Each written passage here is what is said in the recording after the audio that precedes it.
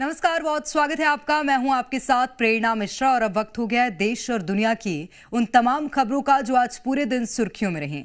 हम आपको दिखाएंगे वो स्पेशल रिपोर्ट जिसमें होंगी देश और दुनिया की तमाम बड़ी खबरें। तो चलिए शुरू करते हैं स्पेशल रिपोर्ट।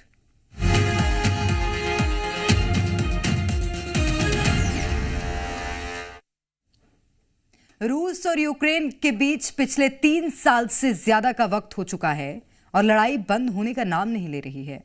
दोनों देश एक दूसरे पर लगातार हमले कर रहे हैं। रूस को दुनिया में दूसरा सबसे ताकतवर देश माना जाता है। इसके पास बहुत खतरनाक हथियार हैं जिनको दुनिया के कई देशों को सप्लाई भी करता है।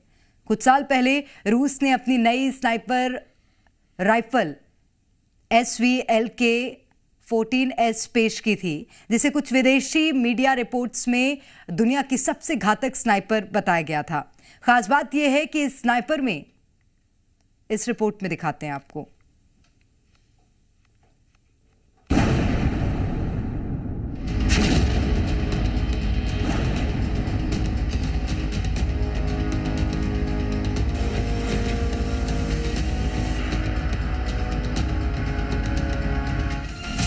रूस की सबसे खतरनाक बंदूक दुश्मनों का मिटा देती है नामो निशान। रूस और यूक्रेन के बीच कई महीनों से संघर्ष जारी है। इस युद्ध ने रूस और यूक्रेन के कई तरह के खास हथियारों पर भी ध्यान केंद्रित किया है, जिन्हें दोनों पक्ष उपयोग कर रहे हैं।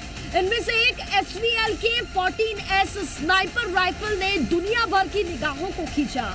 दरअसल कुछ साल पहले रूस ने अपनी नई स्नाइपर राइफल SVLK-14S पेश की थी, जिसे दुनिया की सबसे घातक स्नाइपर बताया जाता है।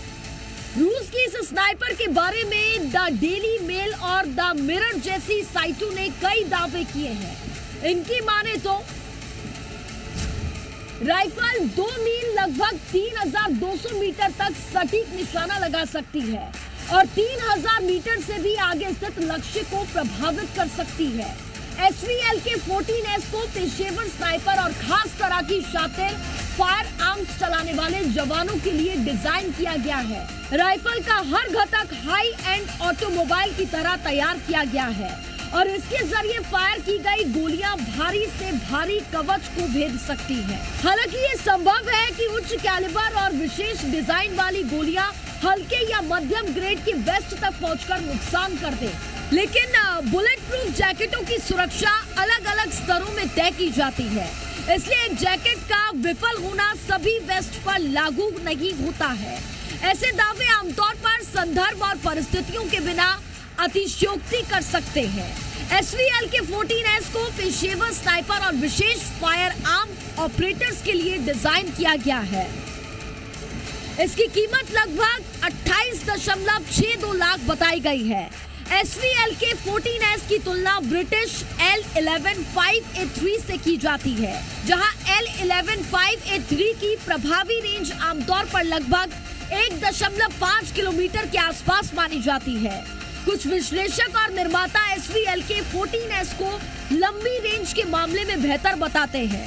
हालांकि रूस के पास एक से बढ़कर एक घातक हथियार है जो यूक्रेन पर कहर बनकर बरस रहे हैं। अगर जल्द ही रूस के यूक्रेन पर हमले नहीं रुके तो वो दिन दूर नहीं जब यूक्रेन पूरी तरह से नष्ट हो जाएगा। ब्यूरो रिपोर्ट, जी मीडिया।